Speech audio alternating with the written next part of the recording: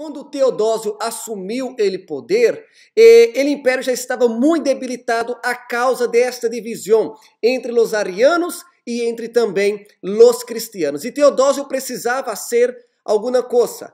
Teodósio ele tomou algumas decisões. Uma de elas, como nós falamos, foi dividir o império em dois, não? O império romano oriental e o império romano ocidental.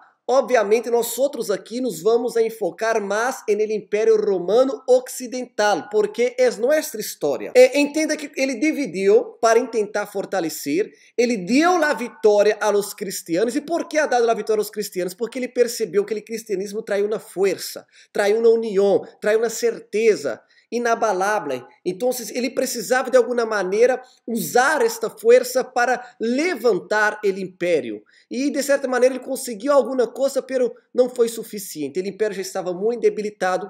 Então, o império estava sofrendo ataques de los bárbaros. Quem são os bárbaros? Os bárbaros são todos aqueles que viviam fora do império e eram atacados por el sul. Desde allá os donatistas, que hablamos com eles, que eram cristianos inconformados com o império dominando, com o império mesclado com a igreja. Temos os bárbaros desde arriba, os vinci, temos os nórdicos. Eles estavam atacando de toda maneira e penetrando no império. Isso estava numa situação muito complicada de sustentar. Então acabou que todos eles atacando por um lado por outro, o Império Romano não pudo mais se defender e então nós tivemos a caída de Roma. Esses povos que dominaram estas áreas são os mesmos que futuramente, depois de várias coisas que vão acontecer, iam se formar os países. Aí estão os francos, estão os ingleses, que pouco a pouco depois iam dar uma estrutura para os futuros países que aí iam a ter, ok? Os francos, os ingleses e tudo isso. Então, vimos aí a caída do Império Ocidental. O Império Oriental seguia vivo, seguia forte todavia, e este Império Oriental, que queda aí à direita, ele vai resistir por mais ou menos mais 1000 anos. Ele queda conhecido como Império Bizantino, e no lado ocidental estava um desordem, estava uma confusão. Já não havia mais um imperador que controlava, havia vários pueblos, havia várias invasões, várias guerras, havia morte, era um desordem completo e total. Foi neste momento aonde que ele papado, aonde a igreja encontrou um vácuo, encontrou um espaço para penetrar, para llenar. Por quê? Porque havia tantos cristianos dentro do império, quanto os invasores também eram muitos cristianos. Então havia uma reverência, havia uma fé cristiana, havia aí muitos aqueles que creiam em Deus. Então, de certa maneira, os líderes da igreja tinham uma influência, tinham poder entre todos aqueles pueblos de las mais diversas situações, classes econômicas, origens, pero que creiam mais ou menos no cristianismo. Então, com toda esta confusão, houve então um espaço para gerar este poder, porque como todos respeitavam a igreja, respeitavam o Papa, respeitavam os padres, apareceu o que nós chamamos de papado, como nós conhecemos hoje. Aí começou o que hoje é a organização da Igreja Católica através do Papa. E neste momento, quando ele assumiu este poder, ele aproveitou este vácuo como aquela pessoa que traía a paz, que traía a união, que impedia as guerras, que impedia a destruição. Ele papado, ou ele papa, ele tinha este poder. E ele começou a ser visto como alguém divino, alguém que representava o próprio Jesus, incluso um substituto de Jesus. Ele papa, o que ele falava era lei, era considerada escritura, ao mesmo nível que a escritura. O que ele papa falava tinha que ser obedecido. Isso abre uma margem para muitos problemas. Por quê? Porque a única verdade é a Bíblia. O homem nunca pode ser o dueño da razão. Por mais que as palavras de qualquer bispo, pastor, sejam eloquentes, sejam buenas palavras, bem expressadas, jamais ele pode ter este peso de que o que ele habla é a verdade, é lei, é doutrina. A partir do momento que o homem tem o poder de Deus, de hablar o que é a verdade, hablar o que é a doutrina, aí começa espaço para que o homem pode exponer assim seus desejos próprios, sua natureza e destruir tudo. E foi exatamente o que aconteceu. Pode ser que neste momento, Papa, ele conseguiu um momento de relativa paz, de controle, de união, só que isso foi se envolvendo algo muito pior, ok? E é no que nós outros vamos entrar, está bem? No império, como nós outros falamos, no império oriental, agora temos o império bizantino, ok? E no império ocidental temos agora um ex-império romano, temos uma decadência, temos toda uma destruição aí, não há nada muito claro neste ponto agora deste lado. Temos os pueblos que pouco a pouco iam se transformar em los países, os francos, os ingleses, que iam transformar em los países futuramente, está bem? Então, o primeiro papa da história da igreja, como falamos, foi Leão I. E Leão foi ele que tomou essa iniciativa de llenar este espaço de poder e conseguir assim a dominar a situação. Está bem? Ele traz um pouco de coesão para toda esta era que estava completamente confusa, destruída, sem um liderazgo, nada sabia de nada, e ele conseguiu trazer um pouco de coesão, de certezas, de união, e isso foi visto como a mano de Deus, e foi onde consideraram ele como um ser divino. E hasta hoje dia, ele Papa, por muitos é considerado um ser divino, um líder. O que ele habla, uno tem que prestar atenção, uno tem que dar valor às suas palavras, tal como se forem escrituras. É um grande perigo, repito, isso nunca deve ser dado a nadie, incluso a bispos, pastores, nunca. La verdade sempre tem que ser a palavra de Deus, ok? Então, neste momento também temos neste vácuo o surgimento de los monjes del Occidente agora, que serão muito importantes para a evangelização. Os monjes, como nós já comentamos com vocês, significam homens solitários, normalmente iam para o deserto, pero eram homens que tinham um cristianismo, uma fé muito viva e não aceitavam uma vida floja. Então, quando se habla de ajudar o prójimo, eles poniam toda a força. Quando se habla de ser espirituais, eles poniam toda a força. Quando se habla de ser santificados, eles poniam toda a força. Os monges despreciam uma vida cristiana floja. Então, este foi também o momento para que eles começaram a crescer, ajudando ao prójimo, ajudando também a trazer a paz, a ensinar. E aí temos algumas ilustrações dos monges beneditinos, não? E outras ordens monásticas também que surgiram neste momento. Algumas muito famosas, mas não vamos entrar em detalhes porque o tempo não nos vai alcançar para falar de tudo isso. Está bem? Vamos seguir aqui, por favor. Então, eles dedicavam, não, ao auxílio das pessoas, ao socorro das pessoas, ao apoio do prójimo, à distribuição de ajuda, se necessário, ao ensino da palavra, do evangelho. Então, aí temos, está bem? Então, temos aí agora um período de relativa paz, porque a Igreja Católica, ela supo de certa maneira, neste momento, ter uma boa relação com os políticos, com as pessoas que tinham poder. Não sei se você já escutou falar sobre o feudalismo, a causa de tanta falta de estrutura, a causa de falta de organização, era muito difícil manter a ordem. Então se apareceu o que era o feudalismo. O feudalismo eram pueblos isolados que entre eles mesmos constituíam poder, organização, cargos, liderazgo, segurança. Eles construíam o que eram as muralhas próprias em cidades, em lugares pequenos. E aí havia um certo controle. Mas ao mesmo tempo, a igreja já tinha influência em todos estes meios de feudalismo. Então, a igreja sempre supo e também levou uma boa relação com, vamos poner, a política, com os líderes políticos neste momento. Havia sempre este apoio de um apoiando o outro. Isso é peligroso? É muito peligroso porque pode chegar algum momento onde a política exige da igreja querer someter-se a coisas que não são corretas para benefício de eles. Por isso que se a igreja vai se meter em política, há que ter um patrão, há que ter regras, há que ter algo bem claro. Estamos aqui na política para servir a Jesus, e ponto. E não simplesmente para ser um jogo de poder. A igreja é já assim o trabalho político, o trabalho social, principalmente de ajuda aos pobres, suporte aos pobres. E você tem que entender que isso é muito importante. Por quê? Ele pobre, ele tem mais tendência a roubar, a provocar rebeliões, a provocar conflitos, porque ele passa hambre. nada lhe ajuda, nada lhe apoia. Pero quando ele pobre, ele está não sendo controlado, pero sendo educado, persuadido por la iglesia. Isso é bueno para o governo, isso é bueno para os governantes, porque é uma maneira que ele pobre encontra de ser educado, disciplinado. A fé cristiana, a fé nesse momento da igreja, que já estava um pouco corrompida, aún era muito útil. Então, fazia muita política para os pobres, distribuição, ajuda, orientação, cuidado, davam atenção a los pobres, e por isso que isso também facilitava que a igreja estivesse bem aí com os governantes, com todo o império.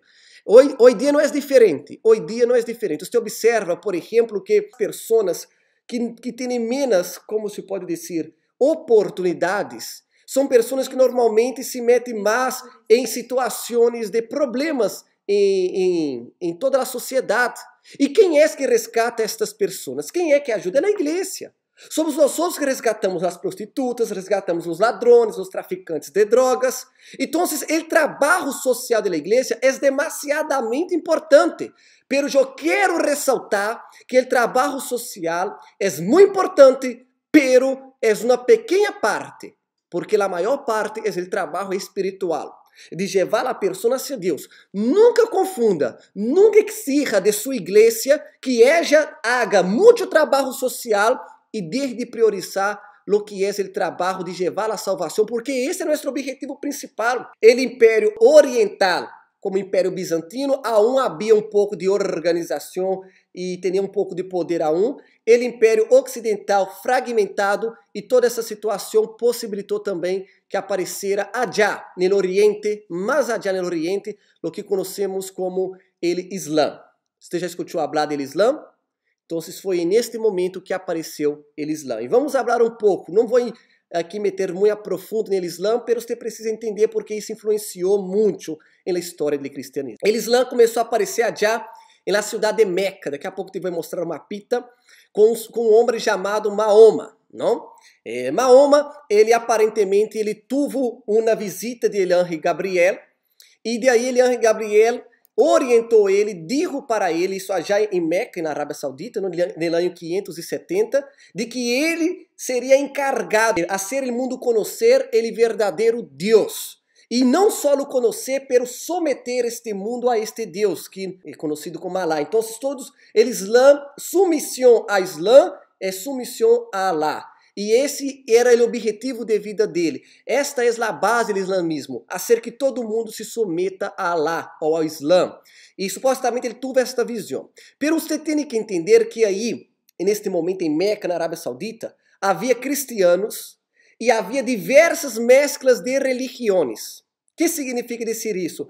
Havia prédicas, profecias, havia coisas por todos os lados, era uma confusão de religião. Então a cabeça dele seguramente foi muito confundida, não? Foi muito confundida com uma série de coisas, e o diabo aproveitou essa situação e inspirou ele a formar o que é o islamismo, não? Ou o Islã, inspirou ele a formar o Islã. Então, a princípio ele não teve muito sucesso em Meca, ele foi para Medina, aonde começou sua expansão. E não apenas como um profeta. Quando ele chegou em Medina, ele assumiu a posição de ser um líder de um exército, de um soldado, dos primeiros muçulmanes. E começou toda a conquista de los muçulmanes, ok?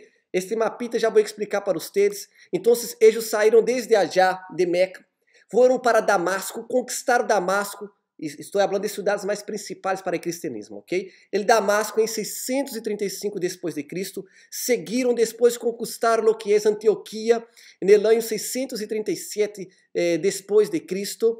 Também conquistaram depois Jerusalém no ano 638 depois de Cristo. O Islã começou a avançar e começou a dominar como algo avassalador, algo que surpreendente. O Islã começou a crescer, a dominar de maneira rápida. E o Islã cambiou completamente o mapa do mundo, o mapa das religiões, o controle deste mundo neste momento.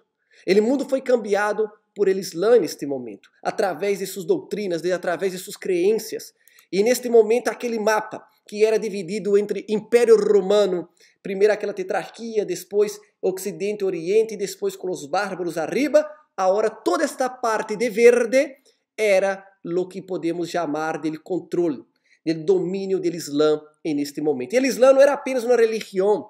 O Islã ele tinha uma tendência a levar um modo de vida, uma cultura. O Islã era algo completo, entre comillas, e eles queriam dominar, eles queriam submeter todos a esta fé de eles, não? A esta fé equivocada, pero queriam submeter a eles. E eles agarravam espadas e lutavam em nome do Islã. No islamismo, por exemplo, há a crença de que se você morre lutando por el Islã, você tem salvação direta. Você tem o perdão de todos os seus pecados. Você tem sua recompensa se você involucra-se em uma luta para defender o Islã e você morre. Então, as pessoas que se convertiam, elas se convertiam crendo nisso, a ponto de entregar sua própria vida. E isso possibilitou o crescimento do Islã desta maneira assombrosa, verdade? Pero graças a Deus, porque por pouco eles não dominaram o mundo, hein? Por muito pouco não dominaram o mundo. Chegou um determinado momento que eles foram parados. E aí temos justamente o que é isso, não? Aí temos allá nos francos arriba, se acorda que hablamos de los francos? Allá arriba eles pararam. Foi um freno à expansão muçulmana allá arriba, no lado esquerdo, nos francos. Também ali no Império Bizantino, que ainda estava muito bem organizado, eles também não conseguiram avançar muito, e também allá arriba em lo que se chama de Talas. Aí não vamos entrar muito nesta parte. Mas você tem que entender que houve um freno no avanço muçulmano, no Islã, porque senão eles teriam dominado todo o mundo neste momento, ok? Mas, aún assim, eles haviam conquistado muitas coisas. E o que aconteceu? Temos agora o Islã dominando boa parte do mundo, temos o Islã dominando, temos o Império Bizantino controlando também, e temos agora, do outro lado, este império todo desorganizado, desordenado, que era mais controlado por ele feudalismo, neste momento aí, pero que conseguiram resistir também ao avanço completo do Islã. E neste momento, a igreja tinha que reaccionar, porque se a igreja não apoiara neste momento, de alguma maneira, o Islã ia dominar. E o Islã e o cristianismo são, ao contrário, não combinam entre si. Só um resumo para que você entenda, o Islã, eles creem que no momento em que Abraão foi sacrificar seu filho, não era Isaac, sino Ismael. E eles são descendentes de Ismael. Eles corrompem, distorcionam completamente a religião. Ou seja, é como se foram dois rivais entre si. Os cristianos que creem en el hijo de la promesa que es Isaac y el Islã que cree que é Ismael. Ismael seria el hijo de la promesa. Tanto que você vê que onde está o templo, allá, o local do templo em Jerusalém, o Monte Moriah, há uma mesquita de muçulmanes. E é o mesmo lugar também que consideramos sagrado, porque foi onde Abraão ia sacrificar a Isaac e Deus não o permitiu. Então, imagina usted esta situação. Temos o mesmo lugar santo para as duas religiões. Então, não se dava muito bem. O Papa, neste momento, teve que tomar uma iniciativa. E a iniciativa do Papa para um pouco de tentar frenar este crescimento do Islã e não desaparecer completamente esta parte ocidental foi levantar, consagrar, foi declarar um novo imperador. Agora temos um novo imperador. E Carlos Magno, ele foi posto como governador, ele Papa lo consagrou como o novo imperador, agora não do Império Romano. Agora não temos mais o Império Romano. Vamos chamar agora de Império Bizantino, que é do lado oriental, já. Vamos aqui mostrar o mapita para não confundir. Agora, deste lado acá, temos o Império Bizantino, e do lado esquerdo, agora, não nesta mesma proporção, temos o que é Sacro Império. Sacro Império, se conosce como Sacro Império. Então, aí tu vemos Carlos Magno lá em 800, que ele foi posto como um líder, como um imperador por ele, Papa, em meio a toda esta situação. Ok? Quem o consagrou a ele, quem o preparou foi o Papa Leão III. O Papa Leão III foi quem coronou, melhor dito, ele novo imperador à hora dele Sacro Império. Império Bizantino, Império Sacro, e temos todo aí ao redor de islâmicos. Imagina a situação. Está bem? Aí está Aquele momento, o Papa Leão, então, se coronando a Carlos Magno como imperador. Só para que você tenha uma ideia, essa era a parte do Império Sacro. Era toda esta parte, era todo este mapa e esta partecita, você vê que não se compara ao Império Romano anterior, mas era esta parte aí aonde se formou esse Sacro Império. E é muito importante e vamos nos enfocar nele. Ao redor puro Islã. Então, agora temos um imperador que todos consideravam que ele era o imperador também elegido por Deus. Em fim de contas, foi ele Papa que o elegeu. E lo que ele Papa decide, lo que ele Papa habla, é a palavra de Deus. Lo que ele Papa decide é a palavra, é a escritura. Então, mais uma vez, temos aí ele Papa declarando poder a alguém, dando poder a alguém. Ao princípio, isso pode parecer que foi algo bueno. Já como em Constantino, se acorda? Constantino também pareceu que foi algo bueno. Parece que é bueno, mas depois se envolve pior. Escuta, presta atenção. Ele cristiano nunca pode buscar uma vida de inteira paz com este mundo. Sempre aonde buscamos paz com este mundo, pode ser que a princípio tudo ocorreu bem, mas isso vai custar, vai trazer grandes problemas a largo prazo. Se você vê uma igreja, se você vê uma igreja, se você vê um grupo de cristianos que começam a ter paz com este mundo, começam a ter boa relação com este mundo, pode parecer muito bueno ao princípio, pero isso se vai volver uma morte espiritual para esta igreja. Isso se vai volver uma morte espiritual. Foi o que aconteceu com Constantino e agora é o que acontece também neste momento com a igreja no Império Ocidental. Está bem? Sempre aconteceu da mesma maneira. Ou quando não, quando a igreja começa a ter muita paz, começa a aparecer herejias. Observa que as tribulações são necessárias justamente para separar a cisanha do trigo, ele sincero do hipócrita, aquele que crê de aquele que não crê. As tribulações são necessárias. Não se olvide que tribulação vem do tribulum. Tribulum significa o processo utilizado para produzir frutos. E a cisanha normalmente não tem fruto. Então, o tribulum é necessário para saber quem é cisanha e quem é trigo. E sempre que há paz, que não há tribulum, não há como saber e há uma decadência espiritual. Então, tome cuidado, sempre que você observar qualquer igreja, qualquer fé, qualquer cristiano que busca uma paz com este mundo, há um problema. Pode parecer muito bonito ao princípio, mas depois se vai ser uma desgraça total espiritualmente hablando. E é isso que vai acontecer também agora nos finais dos tempos. O que vai acontecer é um intento de trazer o cristianismo aliar com as outras religiões, o cristianismo aliar com o controle das nações. Esta agenda 2030 é isso. Estamos assistindo a história mais uma vez na mesma coisa. Vão tentar aquele cristianismo também se una para trazer uma paz em benefício de todos, pero não há paz. É impossível ter paz com este mundo. Tenham claro isso, porque é muito importante você estruturar sua fé. Observa, se queremos ser cristianos puros, verdadeiros, basta ver nossa história, porque a história sempre se repite.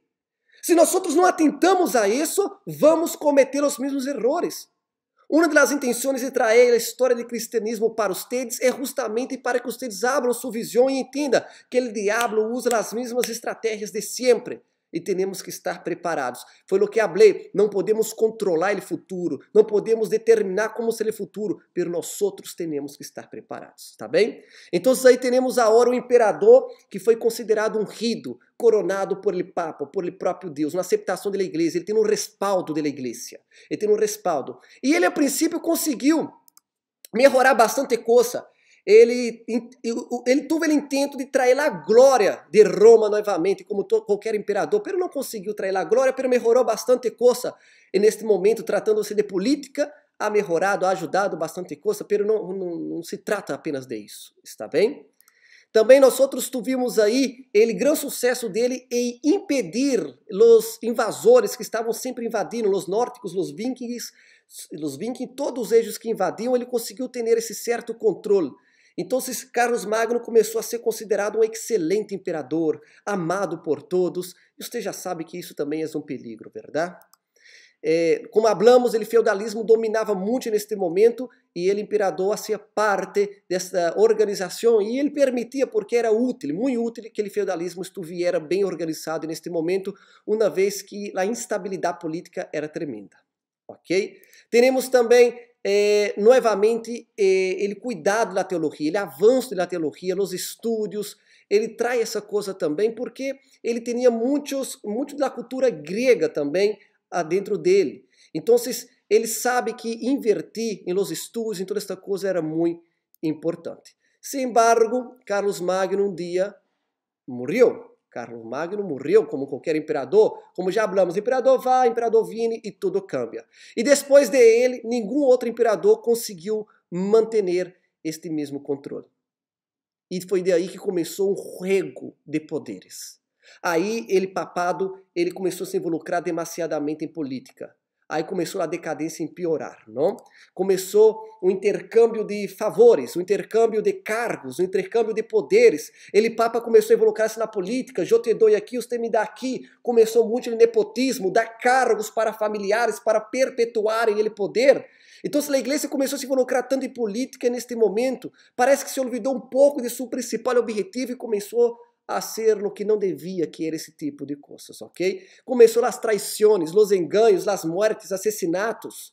Começou um momento muito sombrio dentro da estrutura do papado. Está bem? Chegou um momento que incluso tiveram 2 papas elegidos ao mesmo tempo. Sim, 2 papas elegidos ao mesmo tempo. Vocês se acordam que falamos aí que tínhamos os francos e era um lugar muito forte aí. Tínhamos a cidade de Avião neste momento e elegeram um papa que quedou em Roma e outro depois que quedou allá em Avião. Então, quedaram 2 papas ao mesmo tempo. Foi um desordem completo, porque não lhe gostaram da administração de um e já elegeram outro, e era um jogo de poder. Papa era para ser, entre comillas, um líder espiritual e passou a ser um líder político, mas isso foi empeorando cada vez mais. Ok? Tivemos um papa incluso de 15 anos de idade. Como é que você vai poner um ninho de 15 anos de idade para liderar a igreja de maneira espiritual, cuidado da igreja? Você vê que começou a ser algo tão jogo de poder mesmo, interesses próprios, egoísmo, luta. Isso foi completamente algo muito destrutivo e horrível para a nossa história neste momento. Está bem? E tivemos ele como papa. Também nós outros tivemos uma outra ocasião, onde Papa Esteban, ele mandou desenterrar a seu antecessor, e colocou a roupa do Papa de seu antecessor. Isso, um juzgado com seu antecessor, condenou ele a ele arrastrar seu corpo por las calles e depois lo tirou o corpo no rio. Condenou ele de uma série de coisas, não? Foi algo completamente ridículo. É uma coisa assombrosa. E isso ficou conhecido como o concílio cadavérico. Você tem ideia de a que ponto estamos chegando? Isso aconteceu aí no século IX, no ano 897, ok? Papa Sérgio III mandou matar todos aqueles que poderiam ser seus adversários políticos. Ele mandou matar todos aqueles que poderiam ser papas futuramente. Mira, um papa, um líder espiritual, que provavelmente estava aí colocando-se como um substituto de Jesus, que predicava ele amor, que não queria ele poder, que não estava preocupado com o poder terrenal, sino com a evangelização, sino com a salvação eterna. Mandou matar todos os seus adversários. Tivemos também aí este mesmo papa, ele teve um amante. Um papa teve um amante. Esta amante se embaraçou, teve um filho que futuramente também se transformou em papa.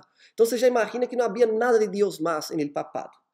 A Igreja Católica estava completamente corrompida. A Igreja estava completamente corrompida. Eram apenas jogos de poder, não mais. Era uma política. Já não existia a Igreja de Jesus neste momento. Havia apenas jogos políticos. E foi uma história bem sombria. Tivemos também o Papa Juan X, que foi assassinado.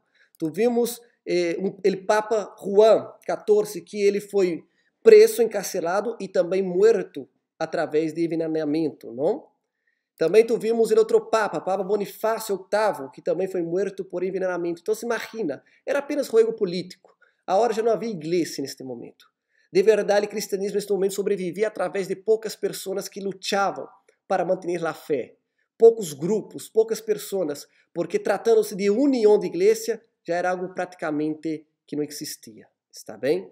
En el año 1054 hubo la división de la iglesia. Acuérdase que nosotros teníamos ahí, teníamos allá, por un lado, la iglesia en el lado oriental, que aún estava allá no Império Bizantino, e também temos a Igreja Católica na área ocidental, que era o Sacro Império, ok? Então, você observa que a Igreja praticamente deveria ser uma união entre as duas, porque supostamente tinham a mesma fé, mas começaram a ter várias diferenças políticas, econômicas, teológicas também, pero mais políticas, e tuvo que haver essa divisão, ele cisma neste momento entre o Império Bizantino, a Igreja Católica do Império Bizantino, e a Igreja Católica do Império Ocidental.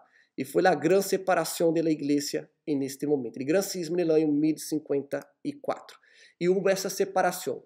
Um papa excomungou o outro e o outro excomungou o outro. Então, um declarou o outro expulso, declarou que o outro estava completamente equivocado contra a Igreja e a Igreja Católica se separou neste momento.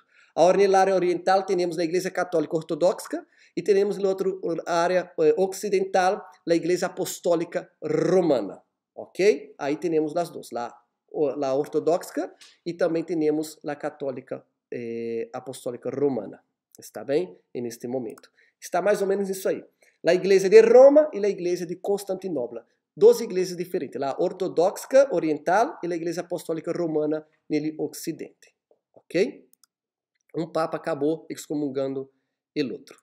Hasta este momento, nós vemos um grande problema na administração, na política e tudo isso, ok? A igreja, como igreja de Cristo, já não tinha esse poder todo de ser grande. A Igreja de Cristo aí, você observa que ela tinha que sobreviver em grupos pequenos, em pessoas sinceras, em pessoas pequenas. E o que se chamava Igreja de Cristo já não era nada de Igreja de Cristo, já estava corrompida, era uma basura já, podemos dizer assim. Porque com toda essa guerra de poder, mira a desgraça toda que foi acontecendo. E não foi o pior. Aí chegamos em los períodos muito contraditórios à fé cristiana, que foram lá as cruzadas. Que foram as cruzadas? As cruzadas foram uma reação à expansão do islamismo, ok? Era uma expansão do islamismo. O islamismo havia, o Islã havia expandido-se muito e o Islã havia dominado Jerusalém. ¿Se acuerda que hablamos agora pouquito que o Islã incluso dominou Jerusalém? Então, os cristianos têm a costumbre, os judíos, os cristianos têm a costumbre de peregrinar a Jerusalém para pagar pecados, pedir milagros, porque têm sua fé em Jerusalém. Allá está sua história. Allá caminhou Jesus. Allá Jesus morreu, ressuscitou e ascendeu aos céus. Então sempre houve essa peregrinação de los cristianos para Jerusalém. Pero agora era muito difícil fazer essa peregrinação. E por que era difícil fazer? Porque agora estavam dominados por los Islã, por Islã. Islã dominava já e eles eram inimigos entre si. Não dava para fazer isso de maneira pacífica. Então, foi o momento aonde apareceu um homem. E este homem, que foi ele Papa Urbano II, ele, em meio da multitud, ele começou a inflamar a multitud e dizer: não podemos aceitar a cidade santa dominada por el Islã. Não podemos aceitar que Jerusalém seja dominada por esse povo pagano, por esse povo que é inimigo da fé. Ele inflamou a multitud e quando ele terminou seu discurso, quando ele terminou de falar, toda a multitud começou a gritar seu nome e dizer: Deus te quiere, Deus te quiere, Deus te quiere, de maneira que toda a multitud neste momento estava junto com o Papa e ele promoveu neste momento as cruzadas. As cruzadas então eram uma reação ao Islã, era um intento de volver a dominar lo que o Islã dominou, lugares sagrados, lugares importantes para o cristianismo que estavam dominados por el Islã.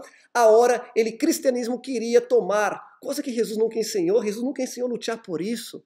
Era algo muito contraditório à nossa fé, era algo muito contraditório, mas tomar por poder. Pero por que ele teve bastante sucesso neste momento? Porque, gente, ele inflamou a multitud com isso e os pobres começaram a ter espaço em meio ao poder. Sim, por quê? Porque ele pobre agora, ele podia neste momento ser parte de, podemos dizer, de la parte mais alta de la luta por el cristianismo.